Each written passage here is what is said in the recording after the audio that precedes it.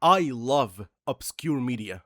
There's nothing wrong with the mainstream stuff, but there's something deeply intimate about finding something that is largely unknown by the masses. It feels like uncovering an artifact. It results in a weirdly deep connection. Deus Ex is cool, but have you heard about Peripetia? The Amazing Digital Circus is neat, but have you heard about Metal Family? Sure, Zack Cregger's Weapons is a great horror movie, but does it compare to the masterpiece that is The Greasy Strangler? And I'm only partially sarcastic. In general, looking where no one looked can help you find things that appeal greatly to your tastes, but also fill voids you didn't even know were there to begin with. There's a lot of passion in the world that goes largely unnoticed. But one day, a thought hit my head. There's not many obscure superhero stuff. And I mean specifically live action. There's like a million obscure superhero comics, but not really much beyond that. The only things that come to mind are like Hancock, Super, and maybe Heroes. I think the reason why we don't see many obscure / low budget superhero flicks boils down to the high bar of entry. The MCU's growth in popularity resulted in superhero media of the live action variety seeming less accessible and appealing to independent filmmakers.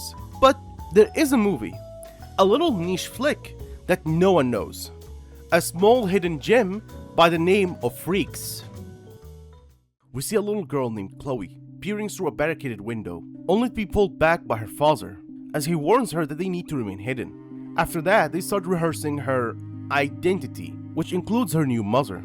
Chloe asks if she will love her, only for her father to answer with, "That's why we're paying her." Chloe also makes a joke about how her new sister snores. Obviously, there's something odd going on here. Beside the weird conversation they were having, the house they live in is messy, barricaded, and isolated. While having dinner, Chloe asks for some ice cream, but turns out they have none. Something Chloe should have known from the beginning. Chloe also mentions her desire for normalcy. All of a sudden, Chloe's father, who I will call Henry from now on, bleeds from his eye. Henry is played by Emil Hirsch. Most of you may know him from his role in Quentin Tarantino's Once Upon a Time in Hollywood. I personally know him from his roles in Into the Wild and The Autopsy of Jane Doe. He is actually well cast into this role, as he knows how to play a homeless-looking survivalist. And honestly, he seems like a nice guy. In 2015, he was arrested for assaulting a female Paramount executive. A little after, we see Chloe and Henry doing something he calls breast training, where Chloe breathes slowly and deeply while Henry screams at her, like he is reenacting scenes from Full Metal Jacket. That's a war! Chloe brings up something that shocks Henry quite a bit. Yeah. You gotta practice this. It's important. And if I don't, I'll go to the mountain? What are you talking about? We are not told what the mountain is, at least not now. Henry is visibly bothered by her knowledge, asking how she came to know about it. Chloe doesn't have an actual answer. In response, he tapes shut the mail slot on the door and burns all his junk mail to ensure that Chloe learns nothing else. We cut to Chloe in her room struggling to sleep. She ends up drawing a face on her pillow and calling it Mom. A more than obvious hint at the fact that her actual mother is very much absent, which is already apparent. All of a sudden, Chloe hears guttural screams coming from a closet nearby. She approaches it, opening the door to see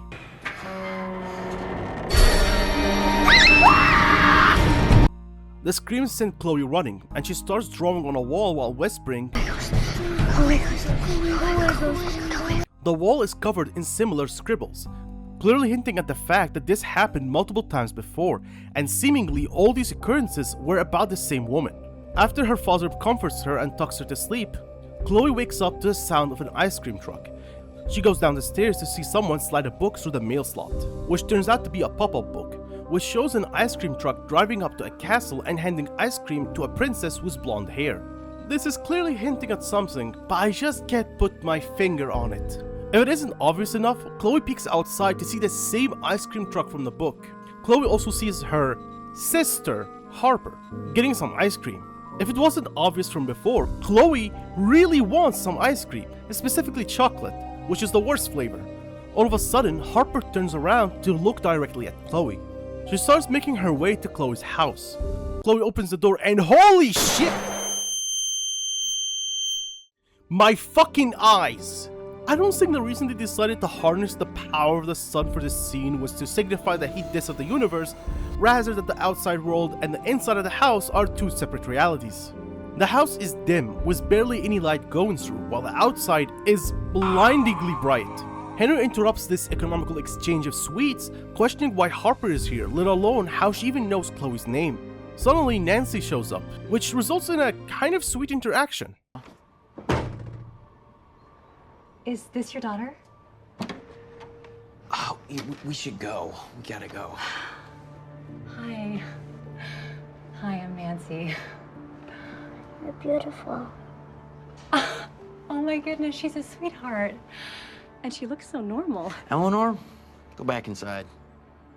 Henry interrupts this, but notice how he calls Chloe Eleanor. Eleanor is a fake name that is a part of the fake identity they were practicing before. After closing the door, Henry interrogates Chloe about how Harper knew her name and how Chloe, opening the door, nearly got them killed. So, as punishment, he locks her in a storage room like he is some late 80s jock. While in the storage room, all of a sudden Harper shows up. And seemingly this is kind of a regular occurrence. As Harper is not at all surprised by this, she also asks Chloe why she can't wake her up in normal times and why she can't just play outside. Chloe responds with her fear about the bad guys who will harm her, something Henry mentioned before in the start of the movie.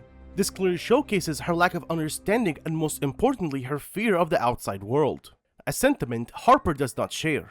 Chloe also shares how it is unfair that Harper has a mom but she doesn't. Then she makes a really weird request, and it is that Harper pretends to be her mom. Obviously, Harper is weirded out by this, but Chloe does not relent. Next day, Henry apologizes for screaming at Chloe, but Chloe is still insistent on ice cream, and to shut her down, Henry tells her a story about ice cream trucks. I'm sorry I yelled at you. Mom said I could go outside. Oh, by the way, the mom is referring to Harper. Chloe, She said I could go to the ice cream truck. you want to know what's in an ice cream truck? What? Frozen kid bodies. Wait a second, doesn't Junji Ito have a story exactly like this? But he agrees to get her some ice cream in his next supply run. Henry's grocery run does not end well. Daddy, are you okay? It's okay. Most of this is their blood. Whose blood? What happened? I assume the Walmart got hectic. Chloe at first is concerned, but she just locks in on his grocery haul for that ever so sweet cold treat. But unfortunately, her father couldn't get any, and Chloe is not happy. And she does not care in the slightest about the fact that her father is wounded. Also, looking what he brought, which is all canned food, confirms the already obvious fact that they don't have any amenities in the house. Henry ends up passing out, most likely from his injuries. And Chloe takes a chance to go out, not before taking some money from a safe that's full of it.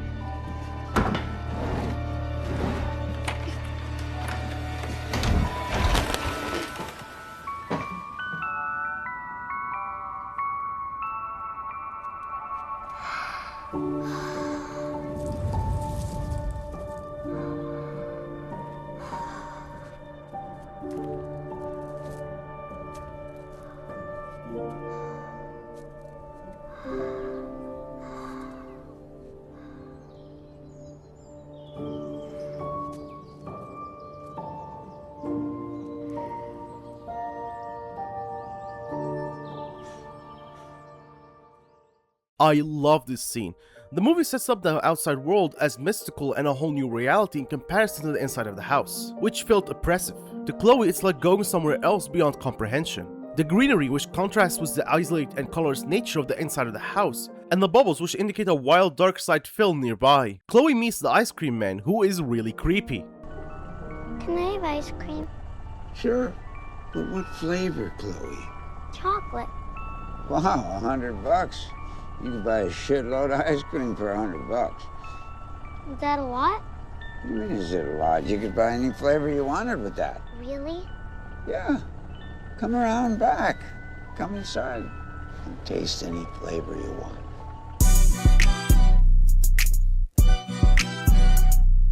I know how this looks and sounds, but don't worry, it's not going where you think it's going. This creepy old man is played by veteran Oscar-nominated actor Bruce Dern. You may recognize him from his roles in a lot of Tarantino movies like Django Unchained, The Hateful Eight. He was also in Once Upon a Time in Hollywood along with Emil Hirsch.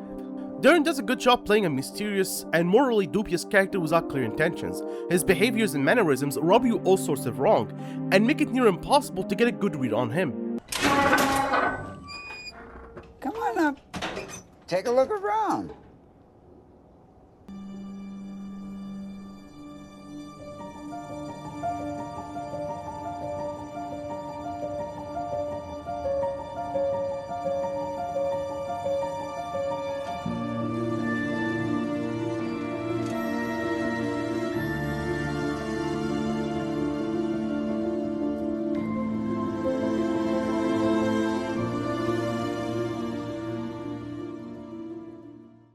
I would like to take this moment to talk about the main character of this movie, Chloe. Chloe is evidently a mentally and emotionally stunted child who was raised in isolation and very much lacks human connection. This compounded with the main emotion her father raised her on, which was not compassion or love, rather it was the most primal emotion of all, fear.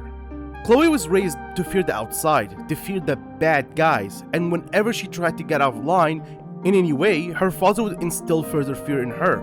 Chloe! Hey! What are you doing? Someone could have seen you. You gotta be a good hider, otherwise bad guys will find you. No, Dad!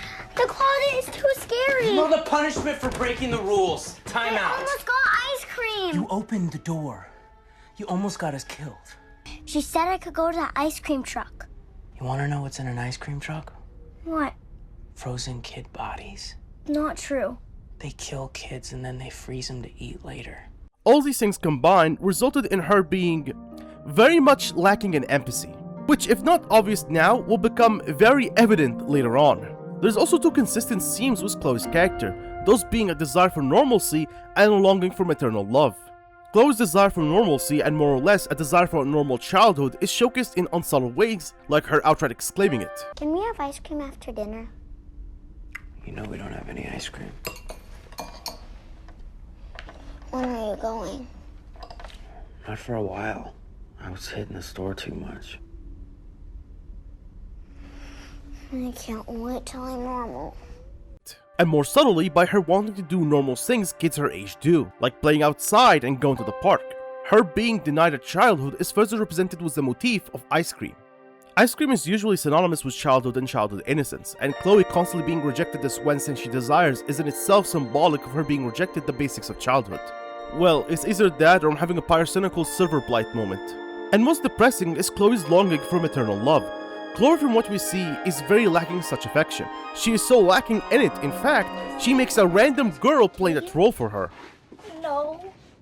Everybody does it. It's fine. It's not fair that you have a mom and I don't.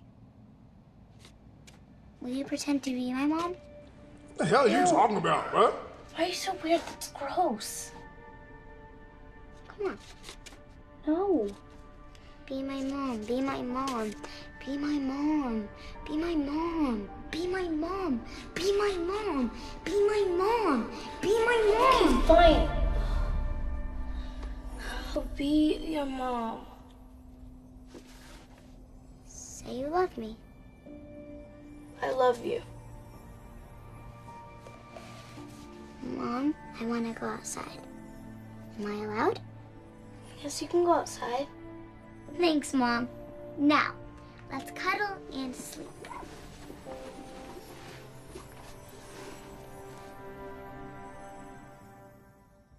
We cut to Chloe and the ice cream man in the park. While on the swing, the ice cream man keeps asking Chloe about what she can do, and if she can do anything special. He starts pushing Chloe higher and higher. I want to touch outside of the universe. Okay, real high. Okay, out of the universe, here you go. Maybe you can fly. Go higher. Wait, no! Stop pushing! Higher. Stop! That's too high! Now jump. I'm scared! Jump. Stop! Jump. Let me Oh, down! have some courage. Come on, Chloe. Jump out of the swing. Scared! Come on, jump out. Come on, show some courage. Scared. What do you mean you're scared? It's okay. Don't you understand? Come here. It's okay. He then starts provoking her. Ow! What's the matter? Does that hurt? Yes! Does it make you mad? Yes! Now, what happens when you really get mad? I take deep breaths to calm down. Is there anything that you can do that other people can't do? Well, I've never met any other people. Well, you know what's happening? Your dad is turning you into a pussy. After this unintentionally funny scene, the Cone Man, as I will call him from now on, brings up Chloe's mom, like actual mom. He then talks about how he and Chloe's mom went to the aforementioned mountain to destroy it. You can't do that. You gotta be strong like your mom was. You knew my mom? Everybody knew your mom. Your mom was famous. What's famous? Famous means she had special gifts, just like you. And everybody who knew her was scared to death of her, except the people who loved her. And then she died? You may not know this, but in a land far away from here, there is a big, evil, dark mountain. I've heard of the mountain. Yeah. Well, your mom and I went to that mountain together, and we tried to destroy it. And just as what's going on here? But before he gives out more details, a cop interrupts them, and the tensions rise. I want to go home. You know this man? No, She's my granddaughter. Is this your grandpa? no. She jokes like that all Shut the up time, for a second. but Let me see your eyes. Why? You know why. Oh, my God. Who is that? He's a bad man. He's gonna kill us. Hey, I'm not done talking to you. Yeah, no, it's cool, but you know the people that want to kill us? That's him. That's him. The Cone Man keeps agitating Chloe, further raising tensions. All I'm gonna say, if Chloe was 2 pigments darker, she would have been Swiss cheese much earlier. Say, come here now, kid. Go away, go away, go away, go away! The tensions keep rising and the Cone Man scares Chloe further, resulting in her being scared and wanting the cop to go away. And he does. Make him go away. I said shut up! Get rid of him. Now. Go away! Let me see your eyes, old man. Go away! Look, I said come here now, kid. Go away, go away, go away, go away!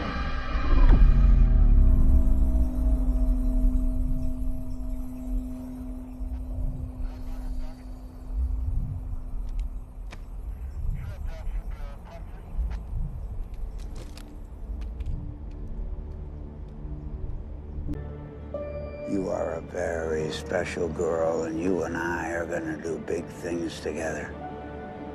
Now let's go home.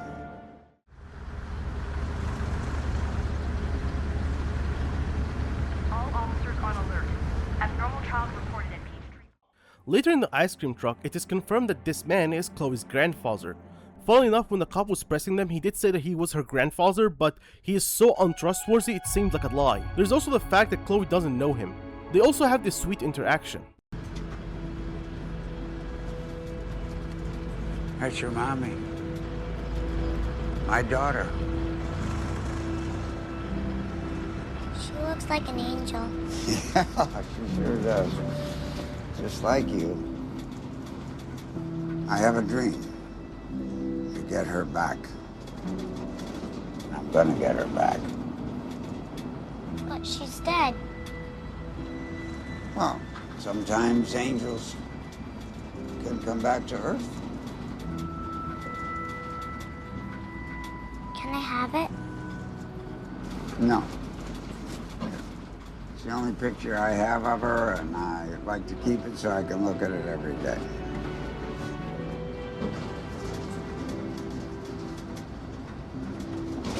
No, come on, don't give me those eyes. Don't, here, take it back, it's a rental. Just don't get boogers and all that crap out of your nose and stuff on it, okay?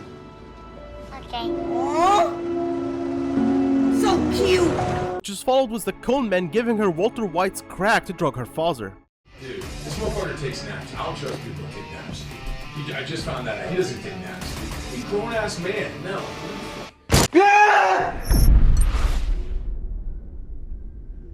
Chloe? Henry finally wakes up from his nap. Henry, completely unaware of all that transpired, tries to talk to Chloe and apologize to her, but Chloe doesn't care about the ice cream anymore. She confronts her father about lying to her. You had a mom.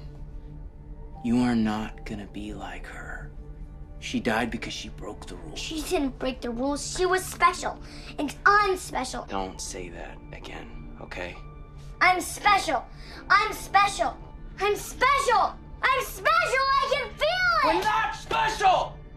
Don't say that again, okay? I hate you. You're not my dad anymore. Baby, I'm sorry. I'm just trying to protect you. You're a liar. I'm not lying to you. I'm so sorry. Get out of my room. This scene is particularly sad as it's Chloe realizing that she was grown on lies, her fear from the outside world was unjustified, and that she was tricked by her father, and that her mom is out there somewhere. While staring at the picture of her mother, Chloe hears a voice from the same storage room she was locked in before. She opens the door to see that same ghastly woman she saw many times before. She approaches her, asking if she is her mother.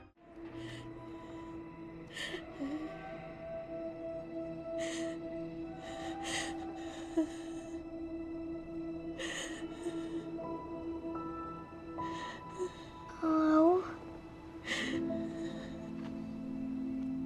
Ghost? Who are you? Chloe.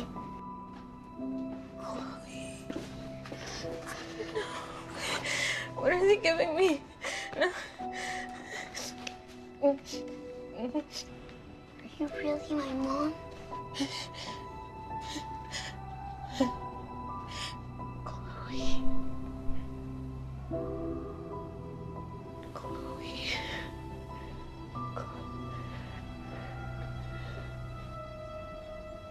No, you're not real. You're skedaddle! Get the shit out of here and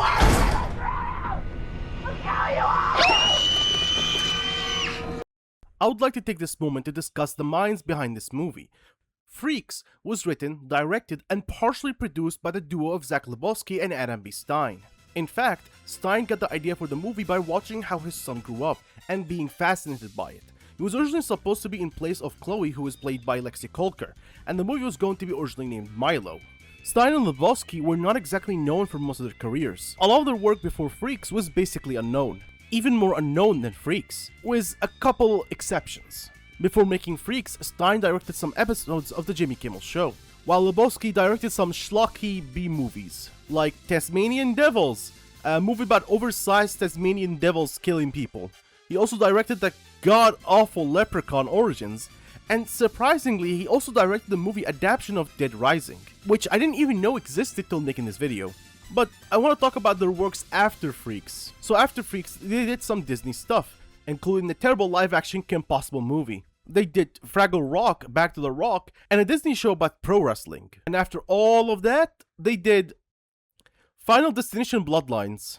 Kim, jump in there! You are late. He just showed up on my bed. The mask chose me. Whoa, that is full on magic!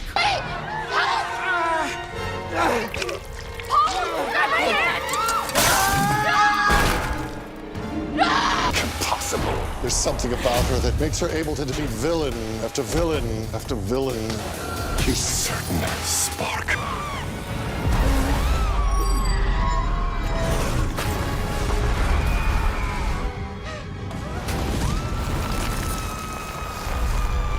I don't even need to say anything, the jokes write themselves. This has the tonal whiplash of Jake Novak's Bad Gun. When it repeats itself, it's no mystery, it's indifferent. See them run when asked how to combat the madness. They don't care about your rights, they only care about their status. And they have us where they can hold us, packed in the Senate and SCOTUS, and acting bogus, hocus pocus, while we hopelessly focus on the joke that is trying to feel safe in this country. I love my home, but I don't know if we'll truly become free if we can't agree. Uncle Sam's holding a bad gun.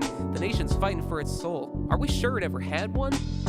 Children dying in the school. Cutting back to the movie, Chloe goes down the stairs to see her father asleep. watching the news while he's wearing headphones, which explains why he didn't hear Chloe hit the high note just moments ago. No, you're not real. You sick asshole! Get this kid out of here and we'll kill you all! Chloe puts on the headphones to hear. Because of reports of a full-blooded minor, is that correct? Yes, there was an interesting report.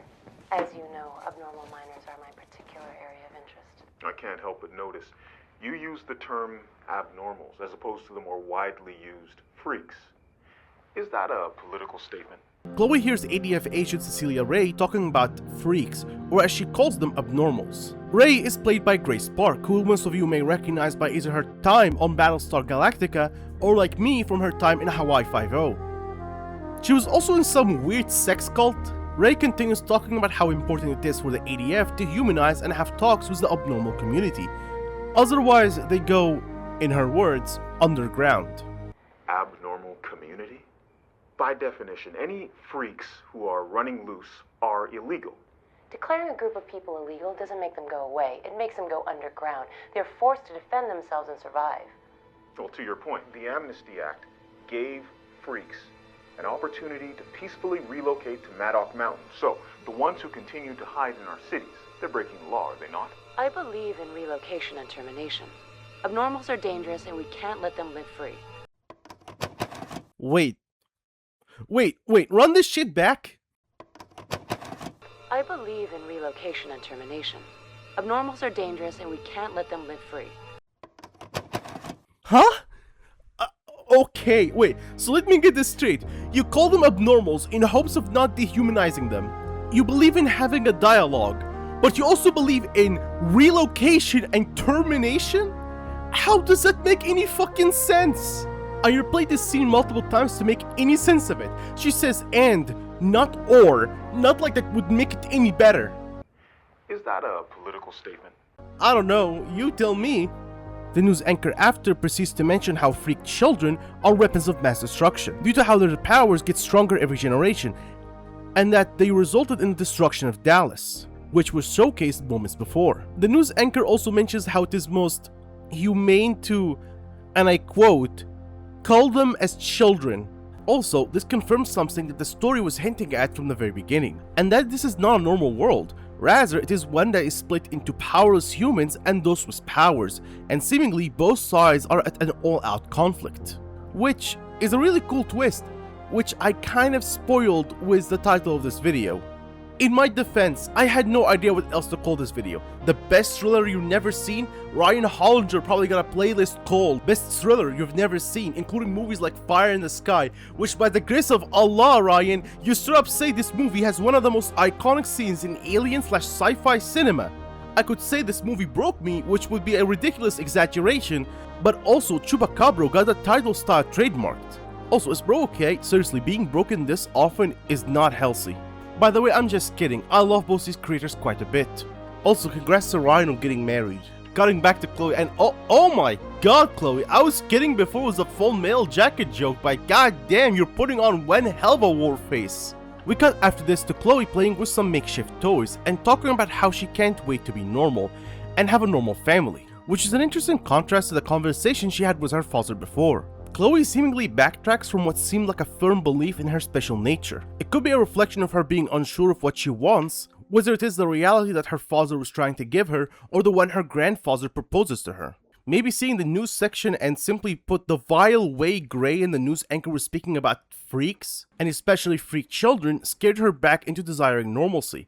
It also could be the fact that who she thinks is her real mother is rejecting her, and by being normal, Nancy can accept her. There's a quote from an interview Stan Lebowski did with Andrew Gervais from the site Horror Obsessive that to me encompasses a lot of the story's themes. I was just very curious about my son's development and the way he's sort of learning about the world and trying to make sense of the world and trying to figure out what's real and what's imaginary and what's safe and what's dangerous about the world. The story is less about the world and more about how Chloe perceives it, or at least her attempts at doing so, which is reflected in how the movie handles exposition and terms. We are told things, but these things are not explained to us, so we end up having to put the pieces together like Chloe herself. And this is also reflected in the movie cinematography. A lot of shots make Chloe feel small in contrast to her environment, and a lot of shots are looking up. not only reflecting her perspective, but also how small Chloe is and how big everything and everyone is in comparison, especially in scenes including other characters, specifically adults. They are made to tower over her, reflecting how domineering they are. Cutting back to Chloe, she hears voices from the storage room nearby. She moves to open the door, and a bunch of little girls walk out.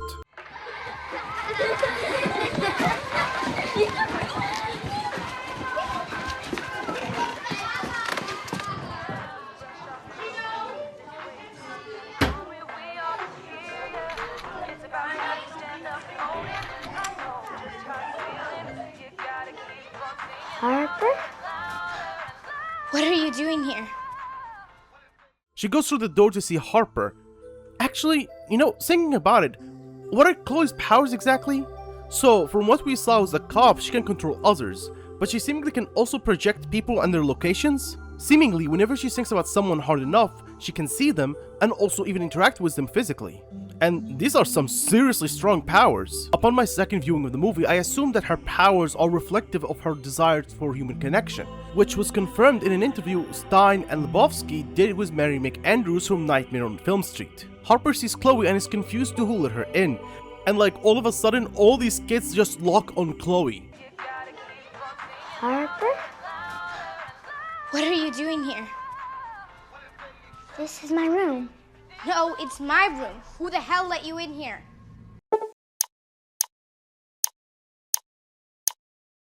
I'm going to live with you now. Who in the world is this? She's a weirdo who lives across the street. I'm not a weirdo. I know how to be normal. Are you friends with a freak? She's not my friend. I'm not a freak. She's just messed up in the head because she doesn't have a mom. The kids start taunting her, calling her a freak, which is a bit confusing. Are they calling her a freak as in she got powers freak, or freak as in weird? Cause if it is the former, these kids shouldn't be mocking her, they should be shitting bricks. To remind you, they describe freaks, and especially freak children, as weapons of mass destruction. Also, these kids are fucking vicious. Friends with a freak? She's not my friend. I'm not a freak. She's just messed up in the head because she doesn't have a mom. She's such a freak. Freak, freak, freak, freak, freak. I'm not a freak. Freak, freak, and I do have a mom. Freak, she's a ghost and she's famous and she lives in my closet. Freak, freak. See? Freak. What's funny is that Chloe wasn't lying, as she opens the closet to see her mom again.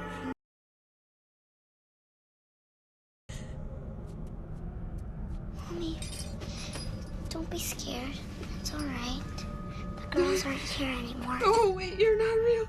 You're not real. Okay, Mom. Don't be scared.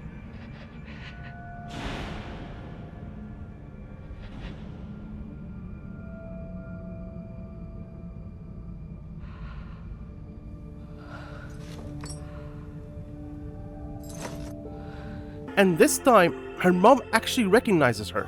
I guess 50th time the charm. Her mom also brings up the fact that she was a baby last time she saw her, presumably before being taken to Maddox Mountain, and that it has been only a couple of months, indicating that something else is amiss. It also explains why her mom was not able to recognize her before.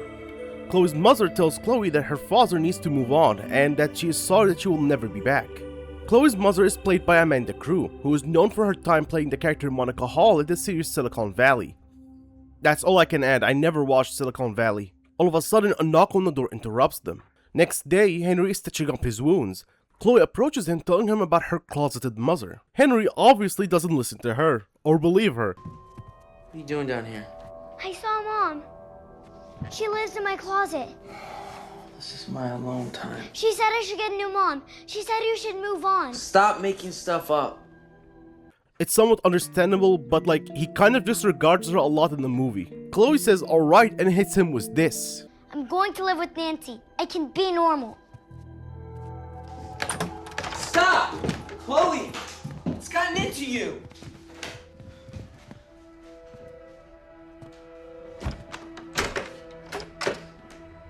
I wish you would die.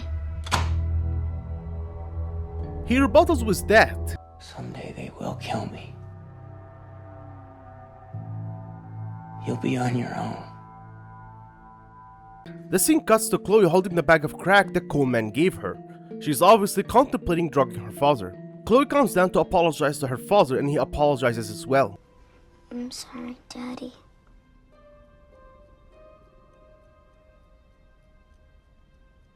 I made you special juice. Thanks. I'm sorry too. Partners?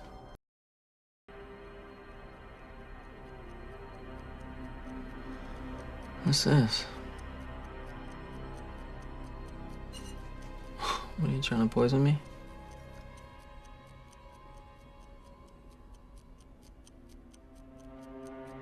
Chloe showcases that she has a shit poker face. Henry catches her and starts shaking her while demanding some answers, but he didn't take into account Chloe's powers. Where the hell did you get this?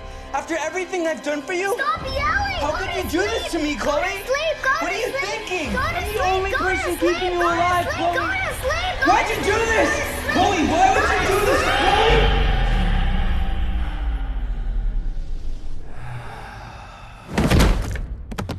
Knockout! Chloe uses her father suffering a concussion as a chance to get out, not before taking enough money to buy 2 scalped Steam controllers. Actually, after the recent Steam Deck price increase, I don't think this joke is very topical anymore. Never mind. It is somehow worse now. She is soon interrupted by her creepy-ass grandpa, who wipes the blood from her face. Seemingly, when a freak uses their powers, they bleed from the eye. This is obviously inspired by peculiar happenings, aka odd occurrences, or as I like to call it, fuck my shit up. The Coleman takes her somewhere, apparently to find her mother, and he does so very aggressively. I don't want to be here. When you go inside, you don't say anything. Why? Just don't open your mouth. You're scaring me. Chloe is not happy being here, and the Coleman in response tells her to shut up and puts further fear in her, this time by telling her a story. Did your dad ever tell you the story of the unicorns? Well, in a forest very nearby, there was a whole big family of unicorns. And one night, a pack of snarling wolves came into the forest and grabbed the mommy unicorn and took her away. And the daddy unicorn, who had a weapon right here, chose not to use it. He wanted to hide. He wanted to be a peaceful unicorn. Well, the next night, the wolves came back, and they ate the daddy unicorn. Then what happened? The baby? She's left alone, doesn't know what to do. She knows that she's supposed to hide, because that's what the dad did. And so she thought, if I do that, then I can live peacefully in the forest. But you know what happened? There are no more fucking unicorns.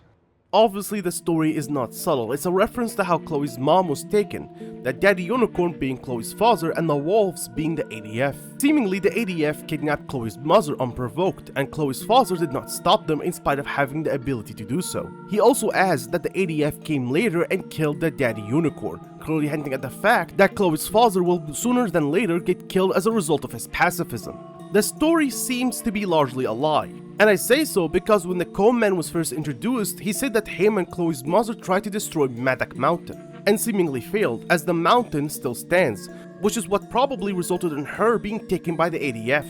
Obviously, I'm not siding with these nutcases, but I think the story's main goal was to instill further fear and distrust in Chloe, which she certainly needs, but to also make her saying that her father seemingly just let her mother be taken with no opposition, cause he believed in peaceful methods. It seems from what the Coleman said is that her mother was no ordinary freedom fighter, rather a full-blown revolutionary figure.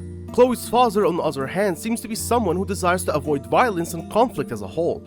Now you are probably wondering, man, this is very similar to the mutants in X-Men. And yeah, it's pretty obvious. Lebowski and Stein took very clear inspirations from some things like uncanny incidents and the world of X-Men. I originally thought Chloe's parents were parallels to Xavier and Magneto, but these don't exactly fit. Xavier was repulsed by the oppression of his people, but he believed in peaceful methods of fighting this oppression, mainly due to him believing in coexistence between mutants and humans. While Magneto is a supremacist who preferred violence as he believed in the superiority of mutant kind. I know newer versions he's more of an anti-hero, but I'm focused on the older versions of Magneto. And I think within the world of freaks, they are forced to fight. They're not doing it because they want to, they're doing it because they have to. And also, just like X-Men, the racial allegory is a major aspect of the themes in Freaks. In an interview with Mary Beth McAndrews from Nightmare on Film Street, Zach Lebowski said this: "We looked at history to build the world. There was a scene throughout the film about how the other was treated, and that's happened throughout history since the beginning of time. There have always been people in power and people who aren't in power.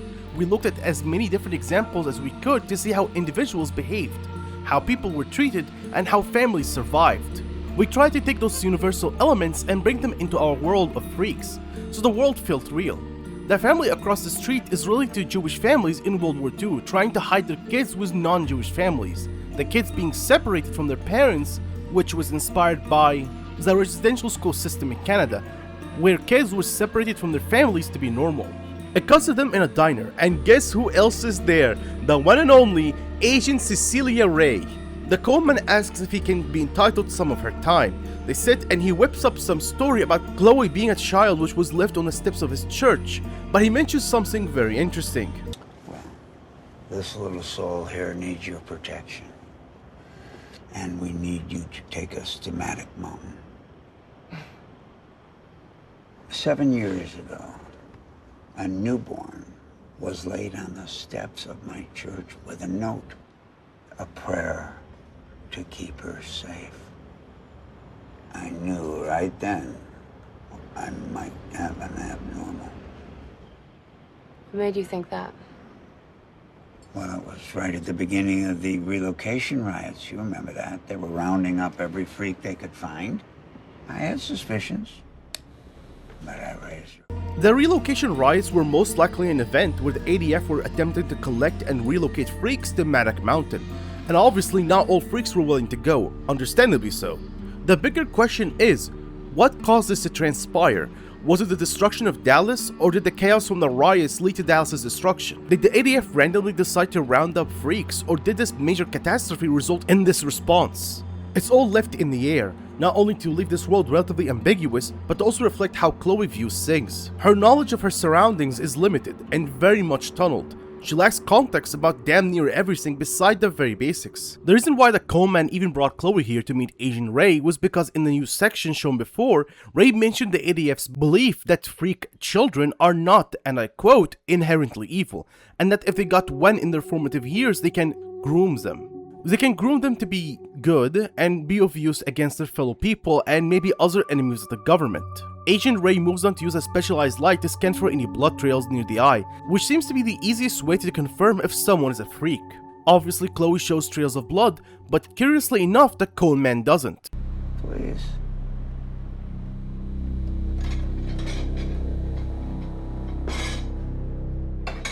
Chloe after proceeds to fuck the whole operation up by reciting the fake identity she and her father practiced. I'm not a freak. I'm normal. It's okay. She's not gonna hurt you. You don't need to pretend. I'm not pretending. What's your name, sweetie? I know I'm Marie. I'm 7.5 and I like baseball. My dad is Stephen Reed. He likes fishing, but he's not very good at it. You know, there's a saying in Arabic that goes Hafiz mish fahim, which means in jest, remembers but doesn't understand. This is basically the situation. Chloe runs away into the kitchen and the Coleman follows suit. Obviously the jig is up and their dog shit cover is blown. You are probably wondering, man, her grandpa is kind of a dick. And I think there's two explanations for this. First is the fact that he's hell-bent on getting his daughter back, and the second reason is the fact that he really doesn't know Chloe, considering she didn't recognize him when he first met her, which obviously means they never really had much of a connection. While in the kitchen, they see the best character in this movie, Leo the Cook, played by the most prolific actor in this cast, Ryan Beale, who voiced characters like Roby Finnegan from Ninjago, and his most iconic role, Mega Mini from Mega Man Fully Charged. This is how Wily looked in this series, by the way. I'm being completely dead ass. Wait, what are you doing? His eye's bleeding! Fire! No! My goat is dead! But seriously, talk about overkill. What did Lebowski and Stein mean by this? Also, it turns out the Cone Man is a freak. Chloe and the Cone Man escape by the skin of their teeth. And apparently the whole plan was to go to Maddock Mountain and save Chloe's mother. Which is a terrible plan. I mean, the whole basis is to go to what is basically a concentration camp. And the way you were gonna do it is by making some sob story about how you were a priest and a freak child was left on the steps of your church. What is this, Meet the Robinsons? And it's not like he got some busted power like Chloe. His sole power is being... Sorry, I meant... I'll be goddamned if I'm gonna let anybody, including you, get in the way of me saving my daughter. Oh my god, he's such a fucking dick. All of a sudden, Henry shows up. God damn it! God damn it! Get out of the truck, Chloe! Stay there. Don't you worry, I'll take care of this. Daddy! Grandpa stabbed the guy, and we also met a real bad guy. But you Get in the house. Looking good, Henry. You're coming with me. You're a little over. He, in fact, did not handle it. Also, man, the green screen was so obvious. I do not remember the effects being this, noticeable. This brings me into the subject of this movie's budget. If you go to the Wikipedia page for Freaks, you will see that the budget is 2,000 Canadian dollars, which is insane. They had a bunch of decent tier actors and decent VFX for less than a month's worth of rent. But the more I thought about it, the less this figure seemed believable. Just to give you an idea, the Blair Witch Project had a base budget of $60,000, and that's ignoring the final cost of $200,000 to $750,000, which includes post-production and advertising. And that was a found footage movie made on sticks and stones. No way that Freaks, a movie with a much wider scope and a much bigger and much more famous cast, costed slightly more than all the Sims 4 DLC. And if university taught me anything, is that Wikipedia is a decent source of information that you absolutely should not take at face value. So, I did some research and I went through every piece of information I could find about this movie. And after many hours and many days, I found nothing. Well, not exactly nothing. I couldn't find an exact figure, but in an interview with Horror Obsessive, Stein and Lebowski mentioned having investors, so unless those investors were contributing with thoughts and prayers, no way the budget was only 2,000. But still, I don't have an exact figure. Well, I kinda do. There is a Reddit post about the movie, and in the comment section you see someone by the name of Justin Dilemma, who claims that the budget was about $500,000, as apparently he was the prop master for the movie. And checking the credits, yeah, he's there. I know taking Reddit as a source for, well, anything is questionable, but I literally got no other leads. But let's say the budget is between $200,000 to $500,000. What Stein and Lebowski achieved is downright impressive, especially when you consider the fact that this was not only a passion project, but also their debut as filmmakers. I have seen YouTuber movies with equal if not higher budgets. Example, Smosh the movie had a budget of $1 million, and at least half of that went to Stone Cold Steve Austin's beer budget. There's also Fred the movie, which had a budget of $4 million, and at least half of that went to John Cena's Anabolic Cycle. And if we want to compare it to something a bit more similar, the world of live-action superhero media is full, and I mean full, of garbage. Especially if we're talking about like low-budget stuff. But if I have to compare for something currently mainstream, there's The Boys, for example. Sure, it may look better, but Season 5 currently got the writing quality of a monkey hopped up on Viagra. So, I wrote this section before the Season 5 finale, and let me just say, Eric Kripke, count your fucking days! Henry tries to take his daughter back inside, only for Chloe to use her powers to make him drop her. She nearly gets the David treatment. Wait, David also wanted ice cream. Huh, this reference is much deeper than expected. but Henry uses his powers to save her, and while in the time bubble he explains to her everything.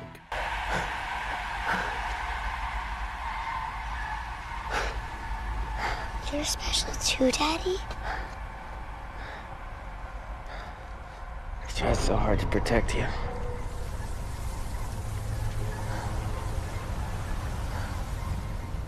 I created a time bubble around our house to keep you safe. It worked, as long as I could stay awake. For the rest of the world, it's only been a couple of months since they killed Mom and we started hiding. But for us, inside the house, he grew up years. The bubble is not only the time bubble, but the social bubble he raised her in. Again, Chloe was raised in complete seclusion from both people and the outside world. Henry decides that it is finally time. He approaches the Reed's house and are met by the patriarch, Steve. Henry tells him that it is time. Steve is not very keen on doing that right now, till Henry pulls out Pyrocynical's monthly commission budget.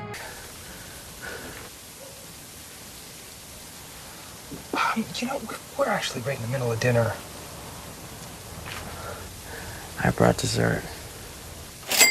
Okay. Okay, yes. Come on in. Folded under reasonable pressure. They go inside to see Nancy and Harper having dinner. Nancy stands up to greet them and seats Chloe, and she just starts munching on the mashed potatoes. She's just like me for real. Chloe starts repeating the fake identity which she rehearsed 100 times before, further freaking out Harper, who was not happy with Chloe being here to begin with. I live at 726 Monroe Street. That's where we live. Wait, Nancy and Steven move to explain to Harper that Chloe will live with them. Harper, understandably, is not okay with it. Yes! No, she's weird. Harper, sweetie, why are you being like this? I see her in my room at night. She makes me do things. Oh, well, that's Wait, impossible. See, I get the movie's whole thing is a racial allegory and how we shouldn't judge people for things outside of their control, and I wholeheartedly agree with that. But Harper has every right to be freaked out by Chloe. Chloe, in all due respects, is a weird-ass kid, to no fault of her own. Well, except her father, who raised her awfully. Harper's understandable crash out results in Nancy second-guessing their proposal. Steve tells her they need the money. He then talks to Chloe, who does a wonderful job at convincing him. You're my dad, Steven. You like to fish, but you're not very good at it.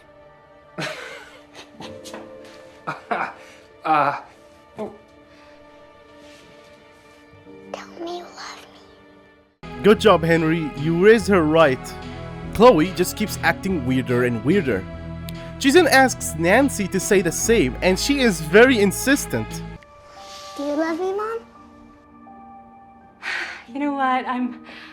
I'm sorry. This is all a bit sudden. I just need a little bit more time. I think it's time for you to go, and we'll discuss this later. I just need a little bit more time. You know, our deal involved. Tell me you love Our deal was that she was basically normal. No. We had a deal. And when you think Our deal was that she was not a freak. Tell me you I think love you should me. both go, so this doesn't get out of hand. Please, just Tell me you don't get love in me. trouble. Nancy, can we think about this Tell for me 1 you second? love me.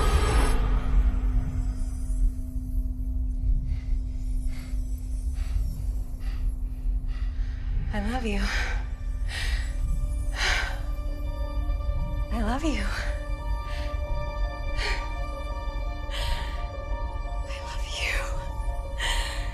I love you. I love you. I love you, sweetie. I love you. My sweet little girl.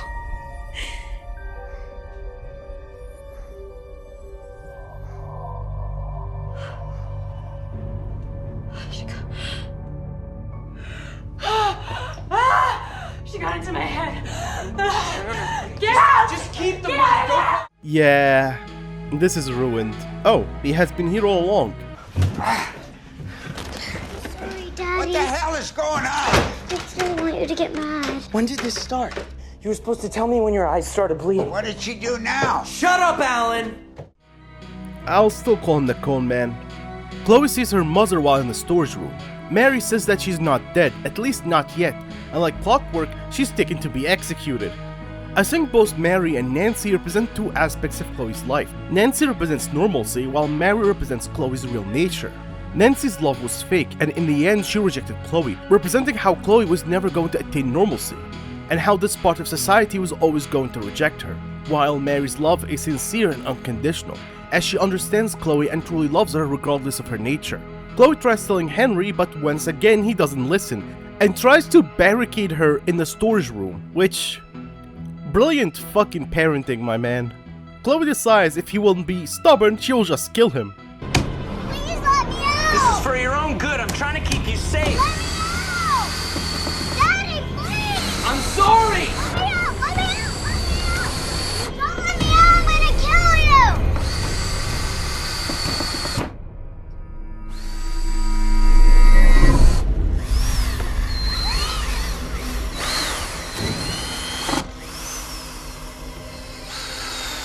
Chloe?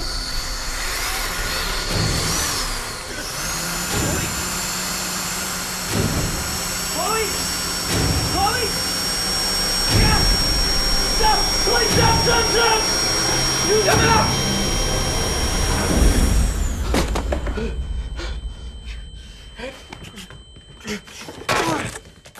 Henry lets her out after she nearly put an extra hole in his head, and he is clearly scared of her. Chloe ends up passing out due to using her powers. Seemingly, prolonged use of one's powers can take a toll on their body, especially if they're children.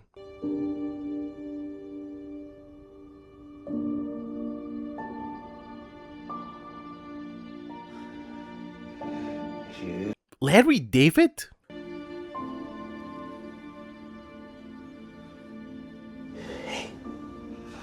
I'm sorry. It's my fault. At least he is apologetic. So, turns out Henry saw that his wife Mary was long dead, and that apparently the Cone Man is the one who convinced her to go on the mission to destroy Maddock Mountain. While Henry and the Cone Man are arguing, Chloe starts moving towards the window, as she hears something. No, I'm not talking about one of your ridiculous ideas. The only way you're gonna get She interrupts them. out. Dad! What? A wolf is here. And when do we get the reward? When we verify their status, you'll be well taken care of. Okay, and you'll take them. Turns out, Nancy is snitch, and you know what snitches get? They get stitches. Hello? Sir, is everything okay?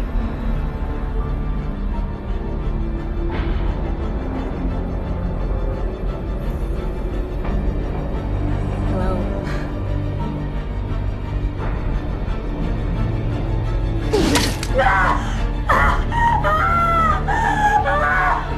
Remember what I said about Chloe lacking in empathy? Well, I wasn't kidding, cause she goes in for the double kill. Thankfully, Henry stops her. Also, notice how she used her grandpa's terminology. She doesn't call them bad guys anymore, she calls them wolves. On top of that, what she did to Nancy mirrors what her grandpa did to Leo the cook. Rest in peace, sweet prince. The ADF almost immediately rolls in and sees Nancy trying to go inside, and they assume she's a freak because of her eye which is gushing blood, and they mow her down.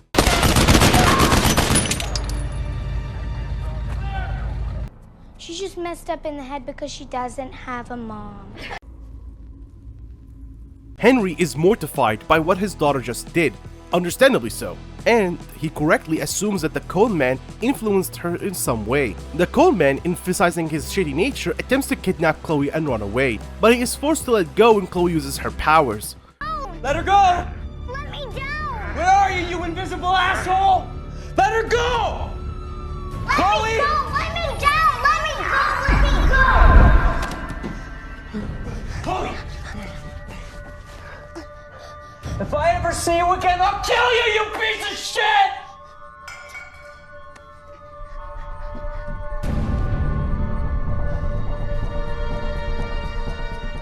Chloe runs away and calls upon her mother, and she shows up strapped to an operating table.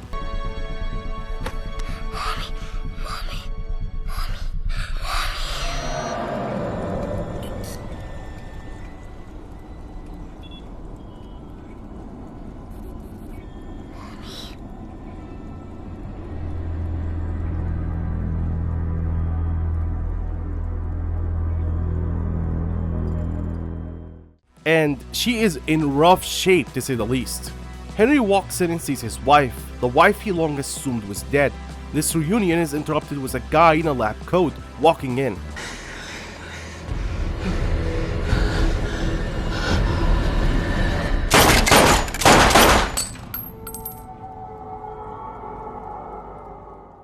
Obviously, the guy wasn't there physically, so Henry alerted damn near everyone in the neighborhood, like a dumbass. Fun fact, this guy is Dakota Dolby. He was in Osgood Perkins' Longlegs. It seems that Mary is about to be executed, unless Chloe has something to say about it. And she has plenty to say. Something wrong? What are you doing? And just like this, Chloe caught more bodies in less than 20 minutes than Homelander did in the entirety of The Boys finale. Bravo, Kripke, you fucking dumbass. Chloe moves on to control the guard with him, played by Alex Ponovich.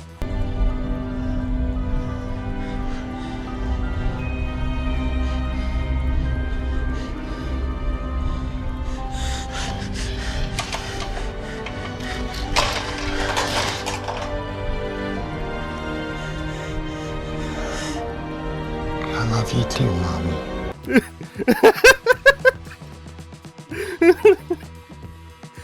This movie is unintentionally a comedy. Mary looks so uncomfortable. Unfortunately, they are interrupted by someone ringing the doorbell downstairs. Probably because this genius lit shots moments ago. Shit!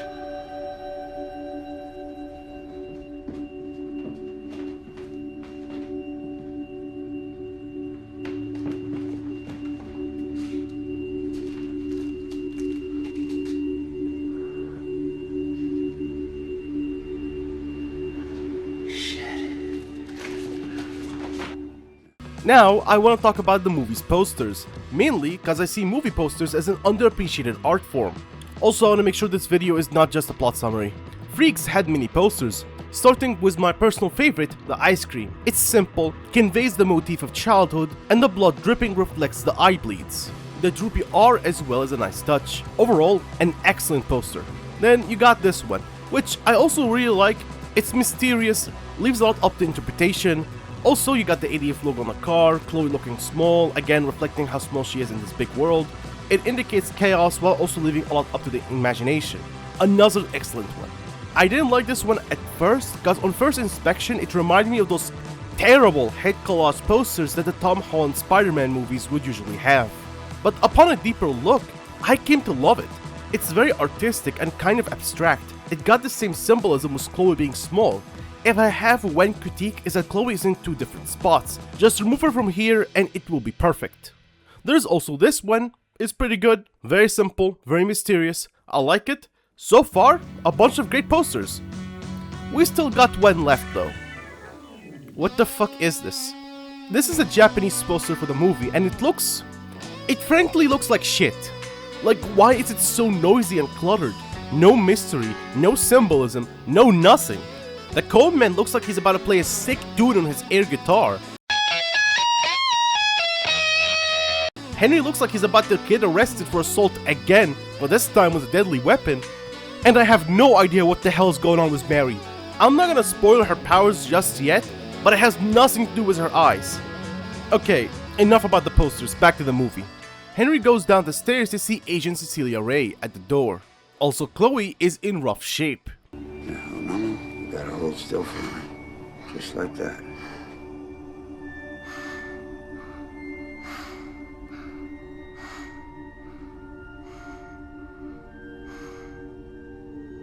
It doesn't hurt, does it?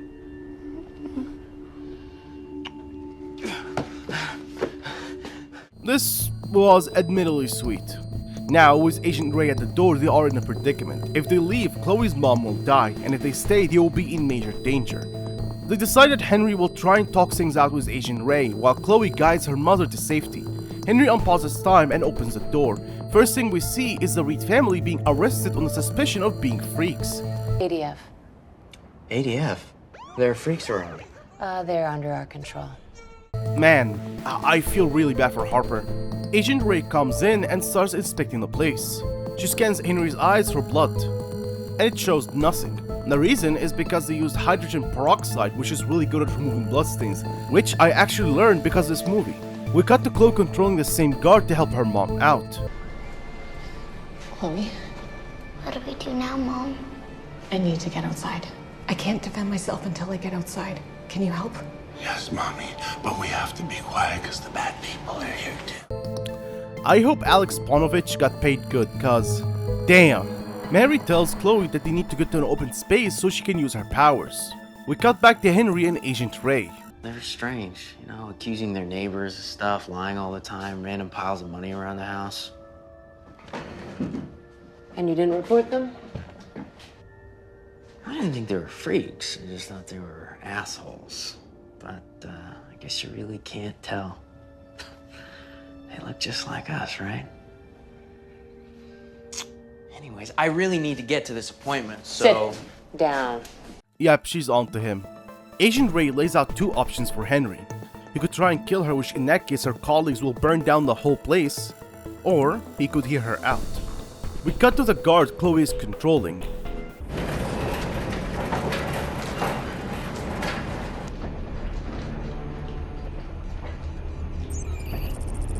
Hey Rob, did you see the game? Dodgers are in, man. Playoffs this year.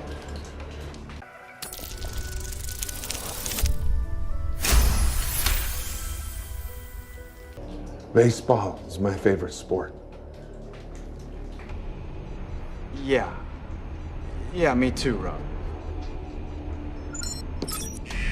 We cut back to Ray and Henry. I know you want the best for Chloe. If half of what your neighbors say is true about her, she's remarkable and very valuable to us. Valuable. Valuable as a weapon. No. It's very obvious that Chloe is not seen by the ADF as nothing but a weapon, an instrument for their cruelty.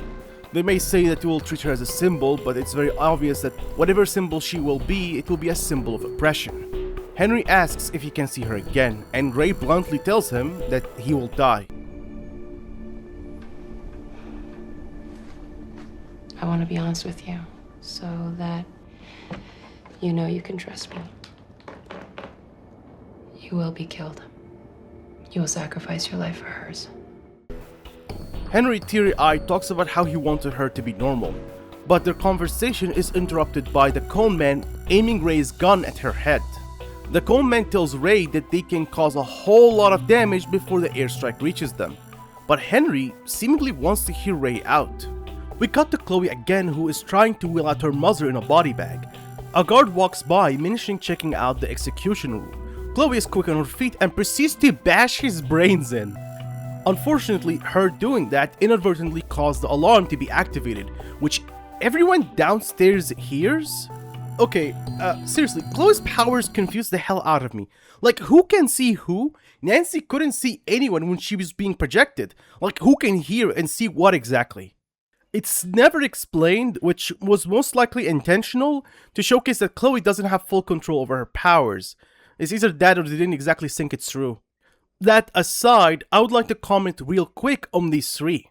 What's interesting is that in this room is three people who want to determine for Chloe what she needs without taking into consideration what she wants. Out of all of them, Henry is by far the least malicious. Wanting his daughter to have a normal life was a noble but very naive thought. Not because of her powers, that's a problem on its own, but more so how he raised her.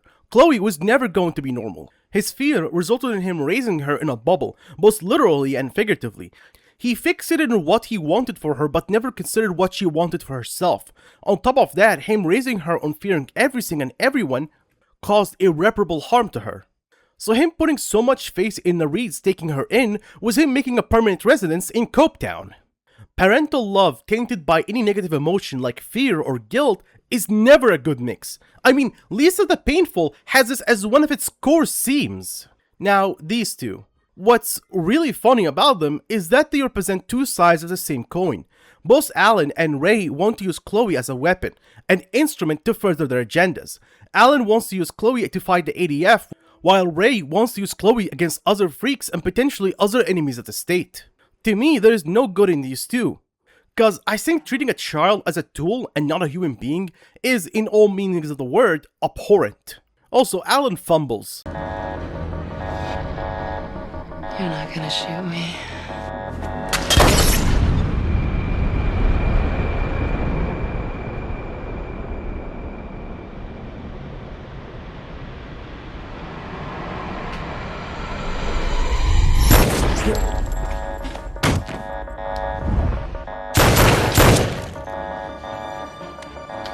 Hold the hellfire, I'm coming out with a girl. Ray goes upstairs to see Chloe trying to free her mother and puts two and two together, so she decides to handle this appropriately by killing her. Such a waste.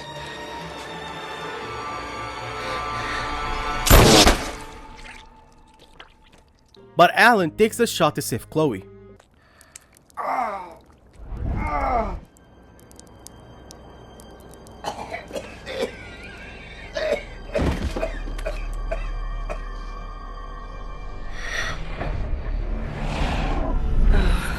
No, Chloe, no, don't do this.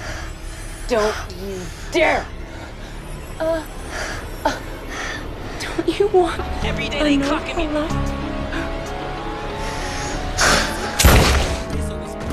Police steady watching me. Every day they clocking me.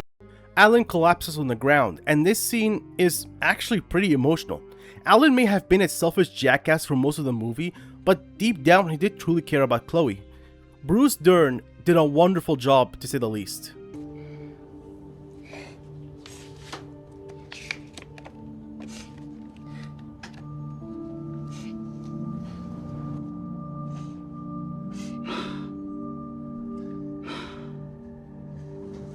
Let's go get it done.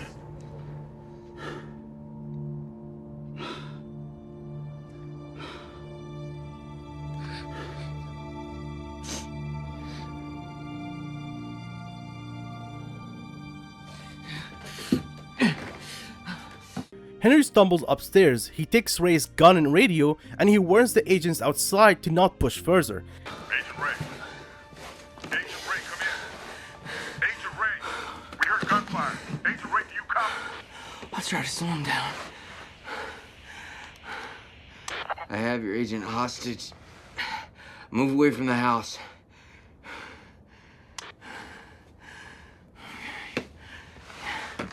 Keep going. And when they don't heed his warning, he takes matters into his own hand.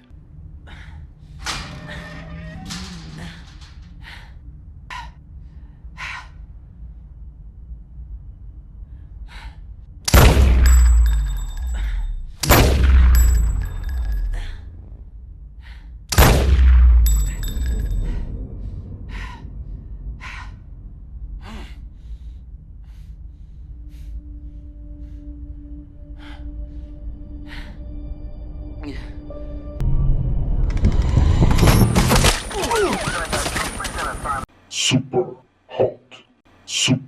hot. This results in them calling a strike. Chloe stumbles downstairs and with one last cry frees her mother.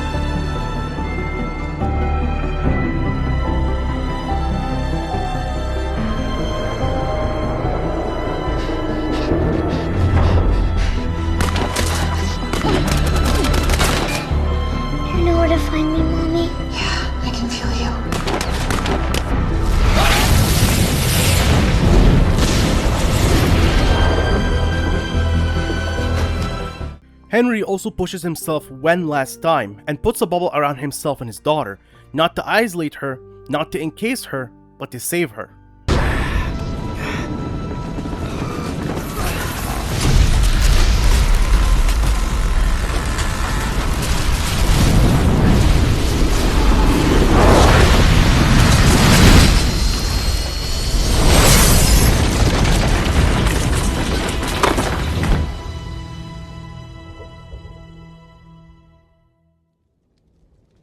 Chloe wakes up after the explosion to see her father in his last moments.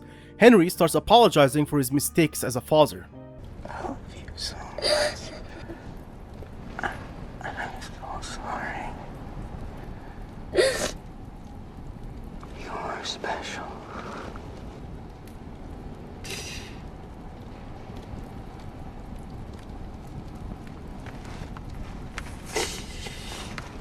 Partners.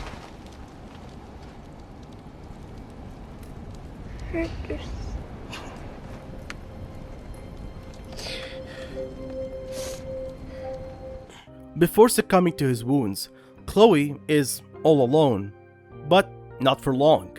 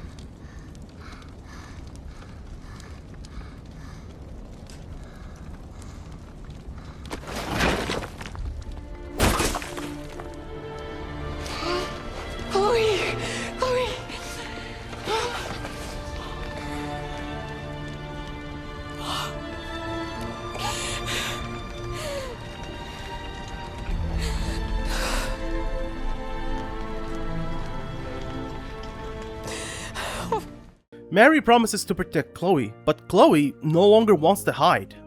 She wants to live, and if anyone tries to stop them or hurt them, she knows how to stop them. Mary holds Chloe and flies away. Hold on.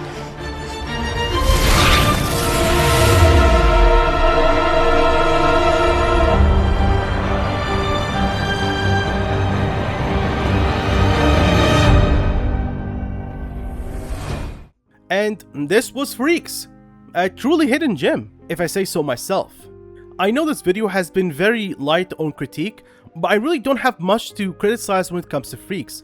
To me, Freaks represents an era of superhero media before the genre kinda went to shit for a while. It is a deeply sincere and passionate movie, it aims to tell a story and a moral, and it does a damn good job at it. Lebowski and Stein fought to have this movie made, and I'm glad they are finally getting the recognition they deserve. Also, I am intrigued to see how Lebowski and Stein handle Metal Gear. Oh yeah, they are directing the upcoming live-action Metal Gear movie. I have faith in them, but this is not an easy undertaking. Also, this is like a decent chance this movie doesn't even happen, considering the track record of previous Metal Gear Solid adaptations. So, that's kinda it. If you like this video, feel free to like, subscribe with notifications, and if you can, hype this video. I heard it helps in the algorithm, I'm not really sure. And yeah, stay tuned for the next video, because it will be a video essay about the game Mixtape. I know I'm late to the party, very late, but that is intentional. And see you soon, hopefully.